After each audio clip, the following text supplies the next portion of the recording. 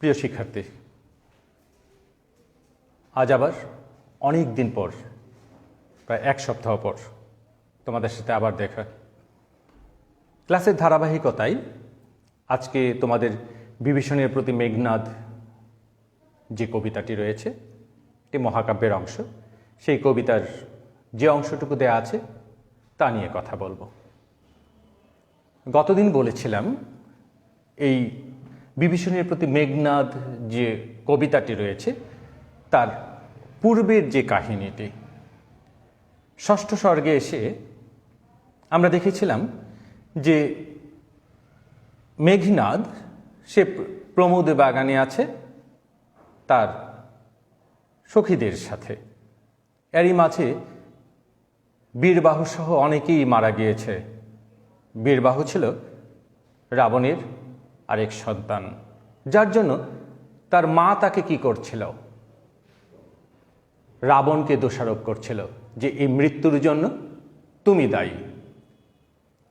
আর রাবণ স্বাভাবিকভাবেই সে ছিল প্রায় বীরশ্রেষ্ঠ এবং রক্ষপতি হওয়ায় তার মধ্যে সেই রকম শৌর্যবীর্য ছিল, তিনি প্রস্তুত হলেন যুদ্ধের জন্য। কার বিরুদ্ধে?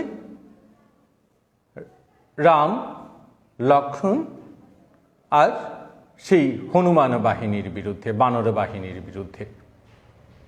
যুদ্ধে অবতীর্ণ হওয়ার যে চিন্তা চেতনা, তিনি মানসিকভাবে প্রস্তুত হয়েছেন যে তিনি এবার যুদ্ধে যাবেন।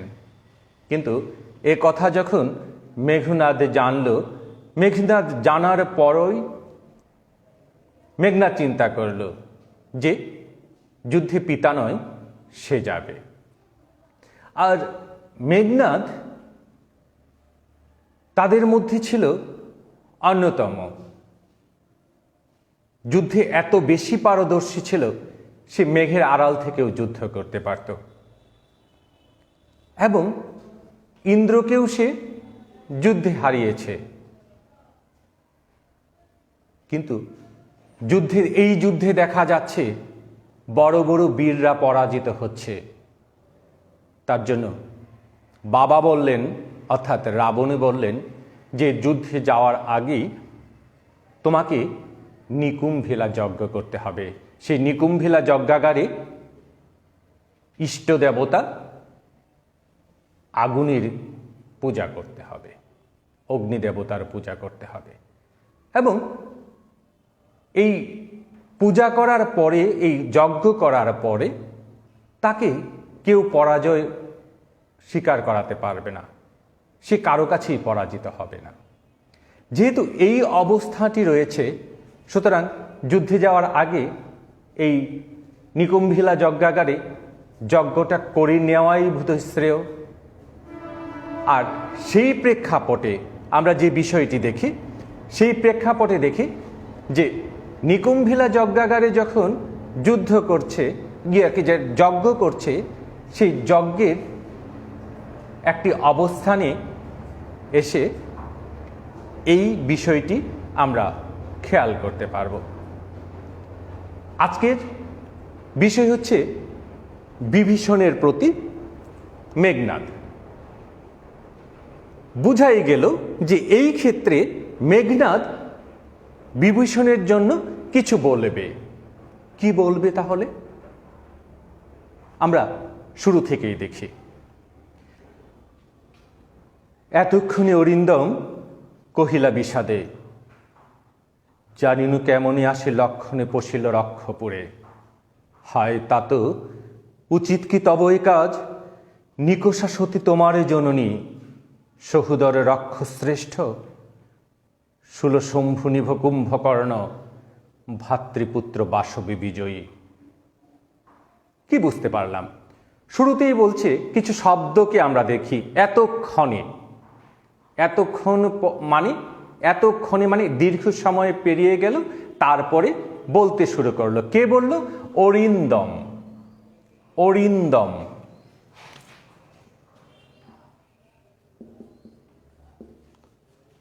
অরি শব্দের অর্থ হচ্ছে শত্রু, আর দম মানে দমন করা। অরিকে দমন করে যে, অরিন্দম। এতক্ষণে অরিন্দম কহিলা বিষাদে। বিষাদে মানে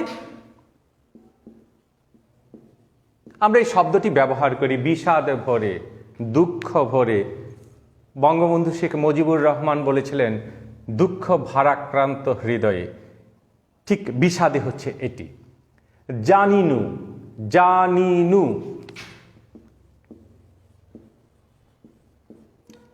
জানিনু খুব সুন্দর একটি শব্দ। জানি, নু মানে না, এখানে না অর্থে জানি না। জানিনু, কেমনে আসি, কিভাবে এসে পৌঁছিল। লক্ষণ, লক্ষণ বানানটি খেয়াল করো।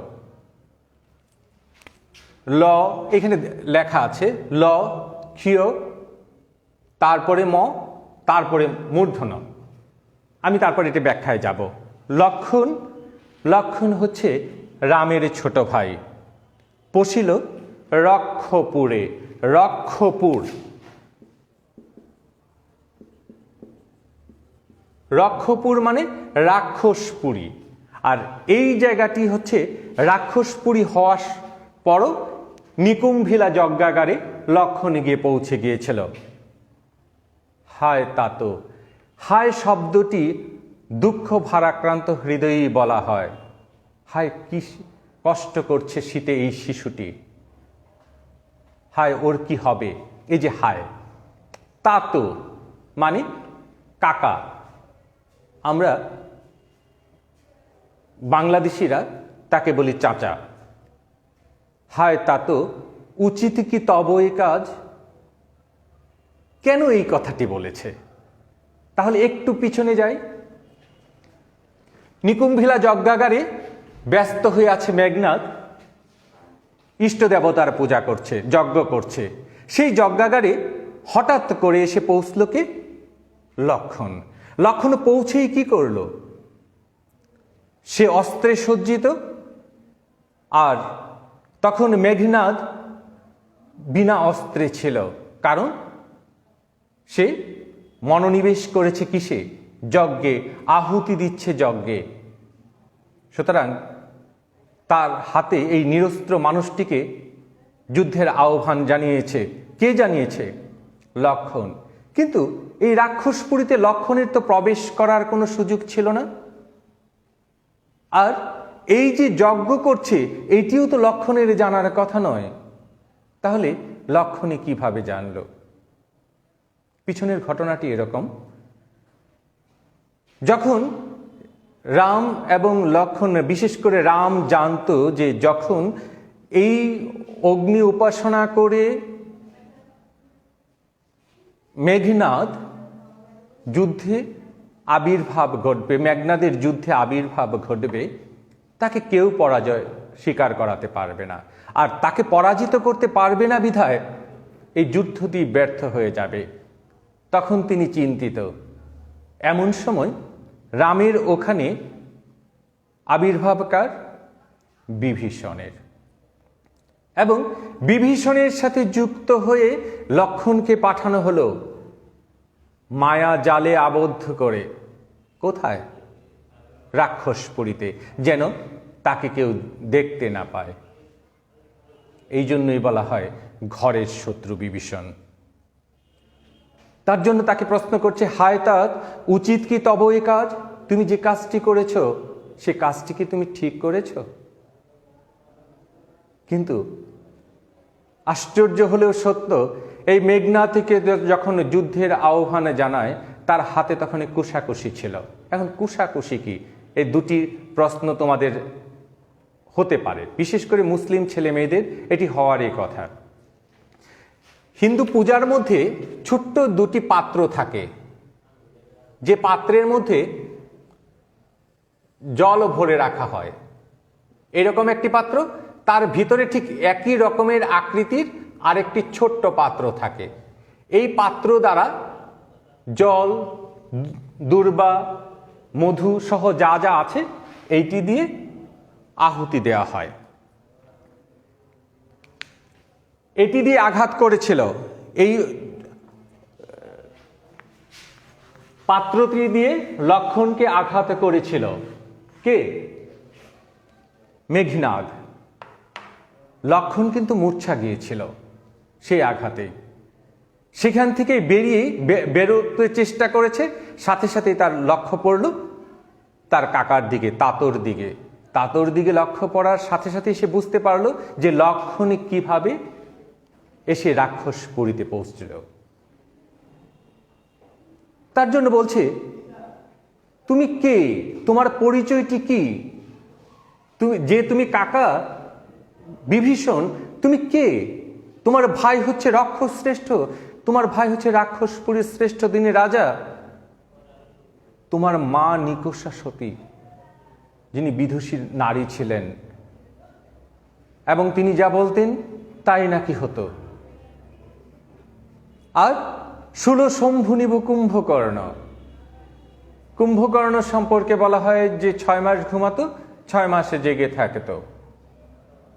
সেই দানব যাকে শিবের সাথে তুলনা করা হচ্ছে, জটা বাকলধারী শিব, যার হাতে রয়েছে একটি ত্রিশূল। এই যে এখানে একটু ভাঙলে বুঝবো, শুলি, শুল যুগ শুলি। শম্ভু নিভ, শম্ভু মানে কে? শিব, শম্ভুর মতো, অর্থাৎ ত্রিশূলধারী শিবের মতো। কি? কুম্ভকর্ণ। আর ভাতৃপুত্র, ভাইয়ের পুত্র। কার পুত্র? রাবণের পুত্র। আর সে হচ্ছে বাসবে বিজয়ী। ইন্দ্রের আরেক নাম ছিল বাসব। নিজ গৃহে তা তো দেখাও তস করে। বলছি, এ কি তোমার হলো? তুমি এই এত গৌরব শৌর্যময় একটি দেশ, সেই দেশের যে রাজা, সেই রাজার রাজ্যকে দখল করার জন্য তুমি কিনা চোরকে নিয়ে এসেছ, এবং যে চোর অন্যের সাহায্য নিয়ে চলে, তুমি তাকে নিয়ে এসছো এই গোটা গৌরবময় যারা, গৌরবের অধিকারী যারা, তাদেরকে ধ্বংস করার জন্য। চণ্ডালে বসাও আনি রাজার আলয়ে। তোমরা একটি শব্দ দেখবে, চণ্ডাল।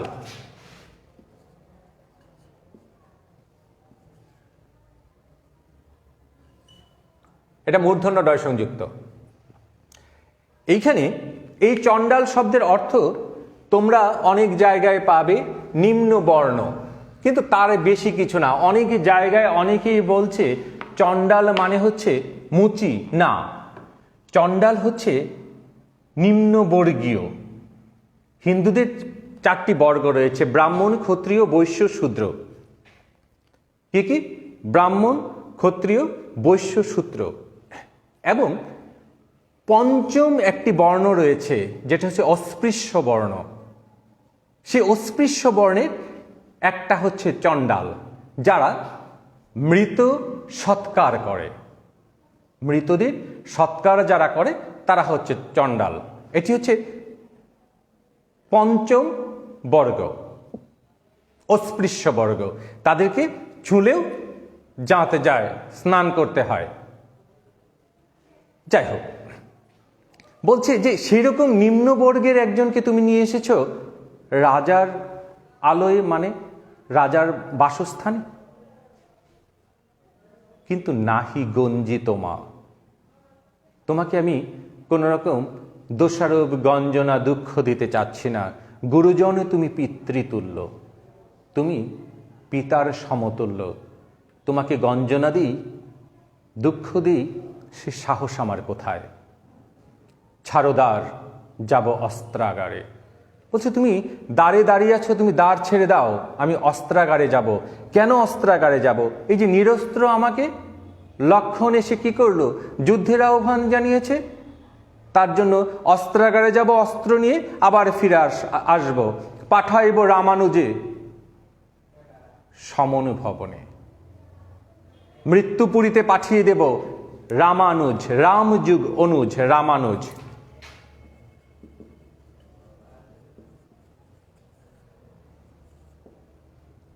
এই যে রাম যুগ অনুজ, রামানুজ, লক্ষ্য করে দেখো, রাম এরপরে একটি আ চলে আসছে, রামানুজ।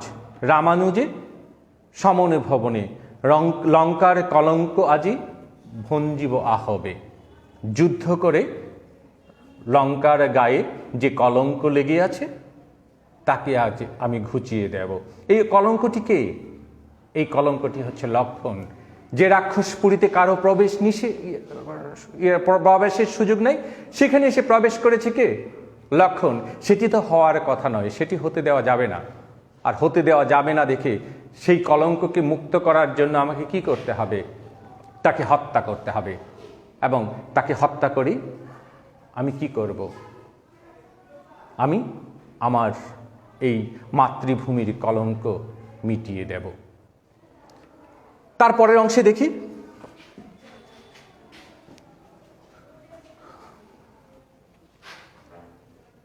এবার আমরা দেখতে পাবো উত্তর দিবে বিভীষণ। কারণ কথোপকথন কার সাথে কার হচ্ছে? মেঘনাদের সাথে বিভীষণের হচ্ছে। উত্তরিলা বিভীষণ, উত্তরিলা মানে উত্তর দিল। কে দিল? বিভীষণ। বৃথায় সাধনা, তুমি যা করছো সেটি তোমার বৃথা সাধনা। ধীমান, ধীর স্থির বুদ্ধিমত্তা সম্পন্ন জ্ঞানী, এই অর্থে ব্যবহৃত হয়। আবার অনেক ক্ষেত্রে আমরা পুত্র হিসেবে ধীমানে ব্যবহার করি। তাহলে হে পুত্র, তুমি যে চেষ্টা করছো সেটি তুমি বৃথাই করছো। রাঘব দাস আমি, রাঘব দাস, রাঘব দাস। এই রাঘব কি? রাঘব হচ্ছে রঘুবংশে, তোমাদের গতদিন দেখিয়েছিলাম, রঘুবংশে জন্ম বলে রামকে রাঘব বলা হয়। সেই রাঘবের দাসকে বিভীষণে বলছে আমি রাঘবের দাস। কি প্রকারে তার বিপক্ষে কাজ করিব? রক্ষিতে অনুরোধ। তোমার এই অনুরোধে রক্ষা করতে তার বিপক্ষে আমি কাজ করব, এটি তো হতে পারে না। কারণ আমি তার কৃতদাসের মতো, আমি তার সকল কাজ করে দিতে পারি, কিন্তু তার বিপক্ষে যায় এমন কোনো কাজ করতে পারে না।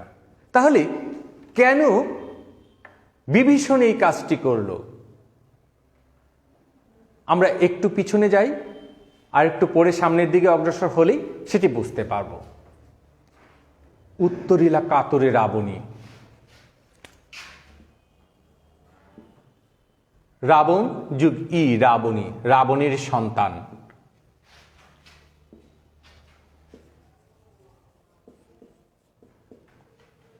উত্তরিলা কাতরে রাবণী। আমরা বিশেষ করে ময়মনসিংহের মানুষ যখন কেউ একেবারেই ভীত হয়ে যায় তখন তাকে বলি যে এত কাতরাচ্ছিস কেন, বা কাতরায় তাসস কেরে। এই যে কাতরানো, এই কাতরানোটি হচ্ছে কাতর, মানে উদ্বিগ্ন হওয়া, কষ্ট পাওয়া, দুঃখ পাওয়া।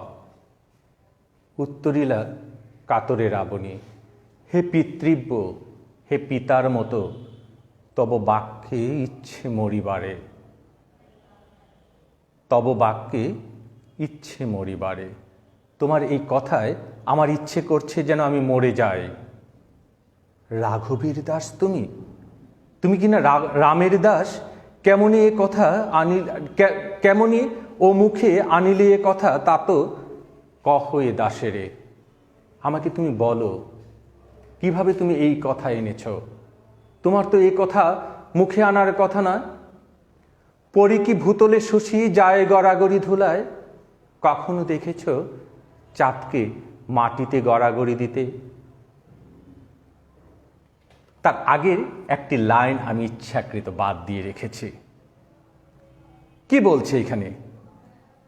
স্থাপিলা বিধিরে বিধু স্থানুর ললাটে। তোমাদের বইয়ে যেভাবে লেখা আছে আমি সেভাবে ব্যাখ্যা করব না, আমি মূল যে ব্যাখ্যাটি সেটি করে যাচ্ছি। স্থাপিলা স্থাপন করলা, বিধিরে, বিধি মানে ভাগ্য, এখানে ঈশ্বর ধরে নিতে পারি। ভাগ্যের জোরে কি করলো, বিধি স্থাপিলা বিধুরে, বিধু মানে চাঁদ, বিধি মানে সেই ভাগ্য, স্থানু মানে স্থান, নিশ্চল, ললাটে মানে কপাল। এখন আমাদের বইয়ে যা দেয়া আছে, তোমাদের দেয়া আছে আকাশে চাঁদকে নিশ্চলভাবে রাখা হয়েছে, তাই কি এখানে বলা হয়েছে? না। তোমরা যদি দেখো মহাদেবের বা শিবের যাই বলো না কেন, শিবের কপালে দেখবে একটি চাঁদ আঁকা আছে, সেইখানেই তাকে স্থান করে দেওয়া হয়েছে। আমাদের পৌরাণিক সাহিত্য যদি দেখি, সেই পৌরাণিক সাহিত্যে আমরা সেটি দেখতে পাব। তাহলে আমরা কি দেখতে পাচ্ছি? স্থাপন করলো ভাগ্য, চাঁদকে স্থাপন করলো কোথায়? স্থানুর ললাটে। সেই স্থানুটি কি? শিব। শিবের ললাটে তাকে স্থাপন করা হলো। তোমাদের বইয়ের ভিতরে দেয়া আছে আকাশে চাঁদকে নিশ্চলভাবে স্থাপন করেছে, তোমরা সেটিই জানবে, তোমাদের লেখার জন্য তোমরা সেটিই করবে, কিন্তু বাস্তবতা যেটি সেটি তোমাদের জানা দরকার। বাস্তব যে বিষয়টি, পরি কি ভূতলে শশী যায় গড়াগড়ি ধুলায়, কখন কি সেই চাঁদ ধুলায় গড়াগড়ি যায়? হে রক্ষরতী ভুলিলে কেমনে কে তুমি, হে রাক্ষসদের সারথি তুমি কি করে ভুলে গেলে তোমার সব, তোমার সেই শৌর্য বীর্য, রাক্ষসপুরীর সকল কিছু তুমি ভুলে গেলে? জনম কোন মহাকুলে, তুমি রাক্ষস মহাকুলে জন্মগ্রহণ করেছ, যার ভাই হচ্ছে রাক্ষসশ্রেষ্ঠ, যার ভাস্তের কাছে পরাজয় করেছে খুদ ইন্দ্র, যার মা নিকষা সতী, যার ভাই শূলশম্ভুনিভ কুম্ভকর্ণ, বীরবাহু কিনা যার আরেক ভাস্তে বীর একজন মানুষ, সেই কুলের একজন মানুষ হয়ে তুমি কিনা সেই রামের গোলামি করছো? তাও কি হতে পারে? কে ভাই অধম রাম? কে এই অধম রাম যার দাস হয়ে আছো তুমি?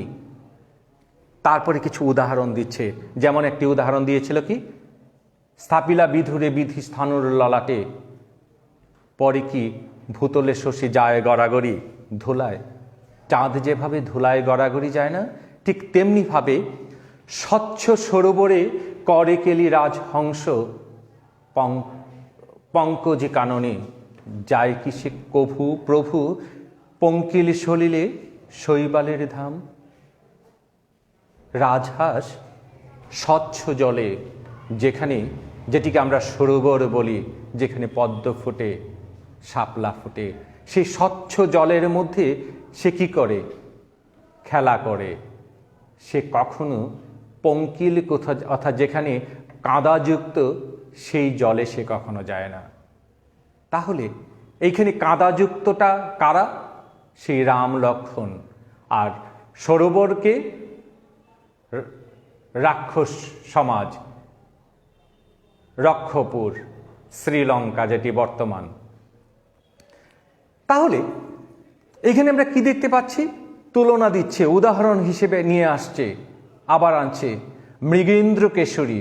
মৃগেন্দ্র মানে পশুদের রাজা যে, আর কেশরী থাকলেই বুঝতে হবে সে কে? সিংহ। মৃগেন্দ্র কেশরী কবে? হে বীর কেশরী। এখানে বীর কেশরী বলছে কাকে? সেই পশুরাজদের মতো আরেকজনকে রাজা হিসেবে এখানে সম্বোধন করছে। কাকে? বিভীষণকে। কে? মেঘনাদ। সম্ভাষে শ্রীগালে মিত্র ভাবে। কখনো দেখেছ সেই সিংহ শ্রীগালকে মিত্র ভাবতে? লক্ষ্য করে দেখো কি কি ভাবে বলছে। চাঁদ এখানে কে? চাঁদ হচ্ছে রাক্ষসপুরী, রাক্ষস সমাজ। মাটিরতে সে কখনো নেমে আসে না, সে এত উচ্চ মার্গের। রাজহাঁসের কথা বলছে, সে পঙ্কিল সলিলে কখনো খেলা করে না, সে খেলা করে স্বচ্ছ সরোবরে। আবার সিংহ কখনো শৃগালকে মিত্র ভাবে না, কিন্তু তুমি তো তাই করেছ। অজ্ঞদাস বিজ্ঞ তব তুমি, অবিদিত নহে কিছু তোমার চরণে। অজ্ঞ, আমি কিছুই জানি না, আমি জ্ঞান শূন্য। বিজ্ঞ তুমি, তুমি সব কিছু জানো। অবিদিত নহে কিছু তোমার চরণে, তোমাকে বলতে পারবো না, তোমাকে নিবেদন করতে পারবো না, তোমার চরণে নিবেদন করতে পারবো না, এমনই কিছু নেই। তার জন্য কি বলছে? ক্ষুদ্রমতি নর, ক্ষুদ্রমতি নর কে? এই রাম লক্ষ্মণ, ওরা ক্ষুদ্রমতি নর। সুর লক্ষণ, সে নইলে কি করলো? অস্ত্রহীন যুদ্ধে কে সম্ভাষে সংগ্রামে। এরা ক্ষুদ্রমতি বলেই আমার সাথে কি, আমি যুদ্ধ করব তাদের সাথে, তার সাথে যার হাতে কোনো অস্ত্র নেই, আর সে সুসজ্জিত হয়ে এসেছে এবং সুসজ্জিত হয়ে এসে সে আমাকে বলছে আমি তার সাথে যুদ্ধ করতে। তাহলে এই রকম অবস্থার মধ্যে তুমি কিভাবে আছো? কিভাবে তাদের সাথে তুমি যুক্ত হলে? কহ মহারথী, একই মহারথী প্রথা? তুমি বলো, একই যুদ্ধের কোনো কৌশল হতে পারে? একই যুদ্ধ মহাপ্রাণ বা মহাযোদ্ধার কোনো অবস্থান হতে পারে? নিরস্ত্র একজন মানুষকে যুদ্ধ করতে বলছে, নাহি শিশু লঙ্কাপুরে শুনি না হাসিবে এ কথা। লঙ্কাপুরীতে এমন কোনো শিশু নেই যে এ কথা শুনে হাসবে না।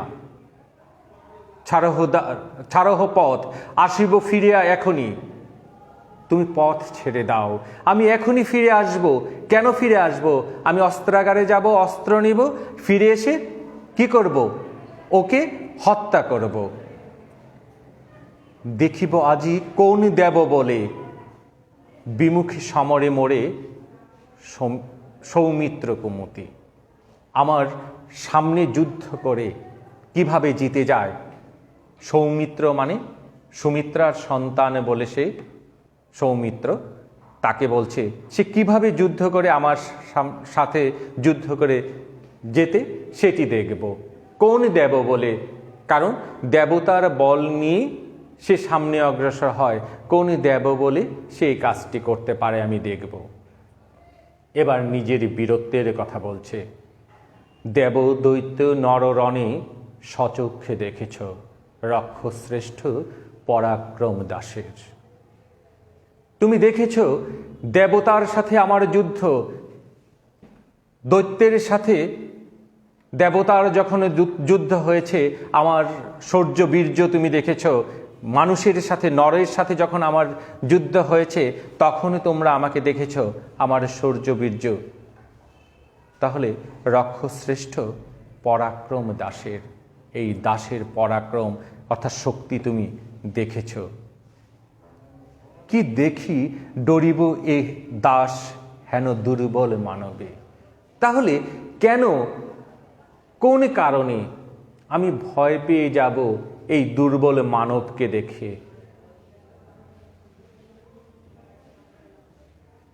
তাহলে আজকে আমাদের ক্লাসটি এখানেই শেষ করব, কিন্তু তার আগে আমরা যতটুকু দেখলাম সেই বিষয়টি আবার একটু কাহিনীর মতো বলে যাই। কাহিনীটি এরকম যে নিকুম্ভিলা যজ্ঞাগারে উপস্থিত হয়েছে লক্ষণ।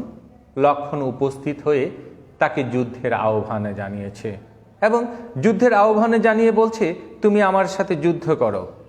এবং এই যুদ্ধের আহ্বান থেকে সে কি করল? সে তাকে আঘাত করল। আঘাত করার পরে তাকে হত্যা করার জন্য সে চিন্তা করলো যে সে কোথায় যাবে, অস্ত্রাগারে যাবে, অস্ত্র নিয়ে সে সম্মুখ সমরে সে অবতীর্ণ হবে। কিন্তু তার আগে সে বুঝতে পারেনি কিভাবে লক্ষণ এসে পৌঁছল। কিন্তু যখন তার চোখ গিয়ে পড়ল বিভীষণের দিকে তখন সে বুঝতে পারল। তখন বিভীষণকে সে বলতে চাইল তার কুলের কথা, তার দেশের কথা, অর্থাৎ আমরা এখানে মেঘনাদকে পাই একজন দেশপ্রেমিক হিসেবে, নিজের দেশের শত্রু হিসেবে লক্ষণ এসছে, সুতরাং লক্ষণকে সে হত্যা করতে চায়। তার জন্য দ্বার ছেড়ে দিতে বলছে যে আমাকে সুযোগ দেয়া হোক, আমি কোথায় যাব? আমি যাব সেই অস্ত্রাগারে, অস্ত্র নিয়ে এসে তাকে হত্যা করব, লঙ্কার কলঙ্ক ঘুছে দেব। কিন্তু বিভীষণ নিজেকে পরিচয় দিল সে হচ্ছে রামের দাস, রাঘব দাস, এবং তার অনুরোধ সে রাখতে পারবে না, দরজা সে ছেড়ে দিতে পারবে না। তার জন্য সে কিছু উদাহরণ দিল। উদাহরণে সে বলল, যাহাতে কখনো মাটিতে গড়াগড়ি যায় না, রাজহাঁস সবসময় স্বচ্ছ জলে খেলা করে, কখনো পঙ্কিল জলে খেলা করে না। ঠিক তেমনিভাবে আবার বলছে, সিংহ কখনো শৃগালকে মিত্র ভাবে না। আর লক্ষণ সে সাধারণ একজন মানুষ, তাকে কেন আমি ভয় পাব? সাধারণ মানুষকে ভয় পাওয়ার কোনো সুযোগ নেই। তার জন্য সে কি বলছে যে তুমি দ্বার ছেড়ে দাও, অস্ত্রাগারে যাব এবং অস্ত্র নিয়ে এসে তার সাথে যুদ্ধ করব। আর তারা আগে বলছে যে সে কীরকম একজন বীর হলো যে কিনা নিরস্ত্র মানুষের সাথে যুদ্ধ করতে চায়। তা দেখে লঙ্কার সাধারণ শিশুরাও হাসবে। তার জন্য সম্মুখ সমরে সৌমিত্র কৌমুদী কিভাবে জয়ী হয়, সুমিত্রার সন্তান লক্ষণ কিভাবে জয়ী হয় সেটি দেখতে চায়। এবং এবার সে বলল নিজের বীর বিক্রমের কথা, দেবতার সাথে যুদ্ধ করে সে জয় করেছিল ইন্দ্রকে। খুদ ইন্দ্র যার কাছে পরাজিত হয়, নিঃসন্দেহে সেটি আর বলার অপেক্ষা রাখে না সে কত বড় বীর। তার জন্য কেন এই মানবকে সে দৌড়বে? যাই হোক, আজকে তোমাদের এতটুকুই দেখাবো। তার মাঝখানে আমি কিছু শব্দ লিখে রেখেছি, আমাকে 5 মিনিট সময় দিতে হবে। এই 5 মিনিটের মধ্যে ওই আমার ডান পাশে যে শব্দগুলো আছে সেইগুলোর আমি একটু ব্যাখ্যা দিব। কিছু শব্দ খেয়াল করে দেখো। এখানে আমরা পেয়েছি রাবণী, এতক্ষণে, বিভীষণ, লক্ষণ, কুম্ভকর্ণ, চণ্ডাল। এখানে একটি শব্দ লিখেছে বিধান। আসলে কোন বিধানে এই শব্দগুলো হয়েছে? এই শব্দগুলো লেখা হয়েছে নত্ব বিধানে।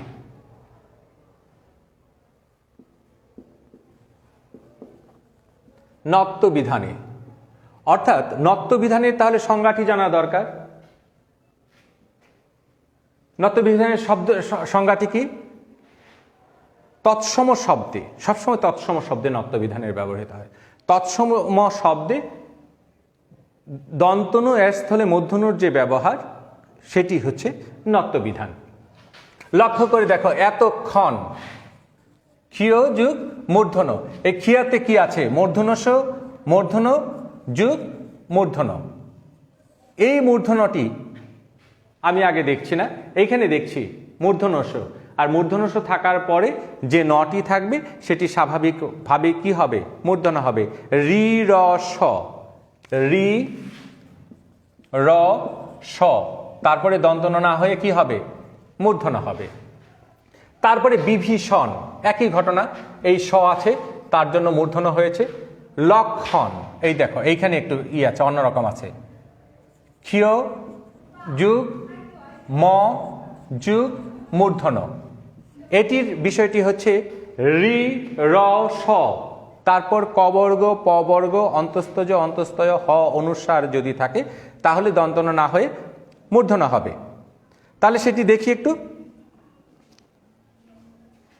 সেটি একটু দেখো খেয়াল করে। লক্ষণ এই ময়ের পরে তার জন্য মূর্ধন্য হয়েছে। কুম্ভকর্ণ, রেফ যদি থাকে, রেফের পর সবসময় কি হয়? মূর্ধন্য হয়।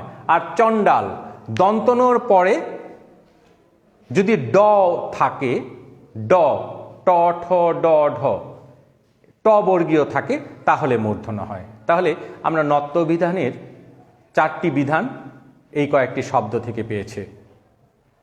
সবাই ভালো থাকবে, সুস্থ থাকবে। এই ক্লাসগুলো ধারাবাহিকতায় তোমাদের আগামী দিন হয়তো শেষ করতে পারবো। তোমরা এইটার শব্দগুলো যে রয়েছে পিছনে, সেই শব্দগুলো খুব ভালো করে দেখবে। আবার দেখা হবে। ভালো থাকো, সুস্থ থাকো, সুন্দর থাকো এবং যে ক্লাসগুলো করছো সেই ক্লাসগুলোর বইয়ের সাথে মিলিয়ে দেখবে যে আমরা যা পড়াচ্ছি আর তুমি যা পড়ছো তার মধ্যে সমন্বয় ঘটাতে পারো কিনা। যদি না পারো, আমাদের মোবাইল নাম্বারগুলো আছে তোমাদের কাছে, সবার কাছে। তোমরা সেই নাম্বারে ফোন করে স্যারদেরকে সরাসরি প্রশ্ন করতে পারো, অথবা এই পেজের কোনো জায়গায় তোমরা লিখে দিতে পারো। তাহলে তোমাদের সেই সমস্যাগুলোর সমাধান করে দেওয়া হবে। কতদিন একজনে লিখেছিলে যে গাছের নিচে থেকে চড়তে হবে না স্যার, উপর থেকে বিমান থেকে নেমে গেলেই হবে। বিমান থেকে নামলে হবে না বাবা, তোমার প্যারাশুট কোথায় আটকে যাবে সেই চিন্তাটাও তো করতে হবে। তার জন্য মগডালে উঠতে গেলে তোমাকে নিচ থেকে ধারাবাহিকভাবেই উঠতে হবে। তার জন্য এই ধারাবাহিকতার প্রয়োজন। সবাই ভালো থাকো, সুন্দর থাকো, সরকারের বিধান অনুযায়ী চলো। সামনে দ্বিতীয় ঢেউ আসতে পারে করোনার, তার জন্য নিজে সংযত হও। নিজে ভালো থাকলে পরিবার ভালো থাকবে, পরিবার ভালো থাকলে সমাজ ভালো থাকবে, আর সমাজ ভালো থাকলে দেশ ভালো থাকবে। সবাইকে ধন্যবাদ।